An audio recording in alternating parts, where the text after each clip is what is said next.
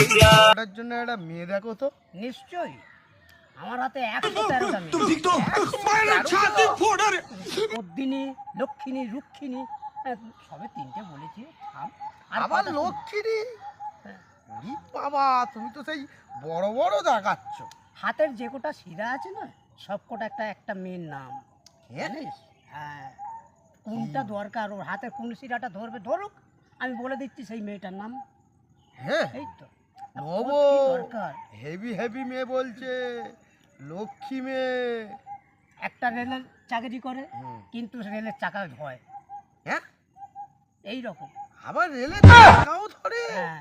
আচ্ছা, একটা প্লেনে কাজ করে। হ্যাঁ, প্লেনের কাজ করে, ঠিক আছে, প্লেনের চাকায় হাওয়া দেয়। প্লেনের চাকায় দেয়? হ্যাঁ, তার বাপের 7-8টা company, Tata company, Birla company, আর দুটো বলেছি অতই। তাহলে ও মেয়ের বিয়ে করলে কি করবে আগে ওকে জিজ্ঞেস করো। কিরে নেব, মেয়েটা একদম কচি হয়ে আছে। আমার জন্য মেয়ে দেখেছো? একদম একদম পারফেক্ট পারফেক্ট, একদম বেশ উগ্র চেহারা, হ্যাঁ, বেশ হেলদোল। হ্যাঁ, আরও কি বলবো, যদি আমি দাঁড়িয়ে থাকতাম কেমন নাচে তাও দেখি। 20 लाख के पर टैक्स। হ্যাঁ, তা কোন মেয়েটা পছন্দ, রক্ষিণী না পদ্মিনী বলতে হবে। যাক, একটা হলেই হলো, কিন্তু ভালো হয়। আমি আমি এই ফটো এনেছি, ফটোটা দেখো না, ফটো মোটামুটি দেখেছো? হ্যাঁ, তবেই না। হ্যাঁ, আমার নাম হচ্ছে রাম ঘটক। ঘটকা আমার একটা এই যে বাবা, তুই যে নিজে তো দুটো করে ফেলেছিস, এখন বোধহয় সামনে ফাল্গুন চলছে। ফাল্গুন হলে 3টে হবে না। ওই লক্ষ্মীটাই আমার হয়ে যাবে, থাকবো কি করে আমি?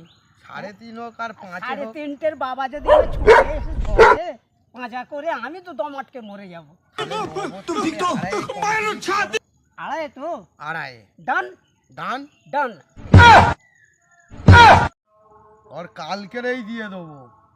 কালকেই? কালকেরেই। ও আচ্ছা আচ্ছা, শুভস্য শীঘ্রম। অবশ্যই। আচ্ছা ঠিক আছে, কালকেই ওকে আঁতুড় ঘরে পাঠিয়ে দেবো। হ্যাঁ, যা হবে হবে। আঁতুড় ঘরে?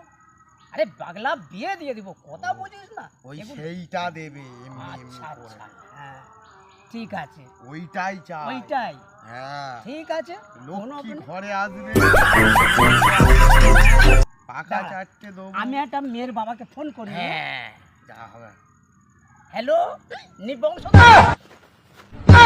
হ্যাঁ, আপনার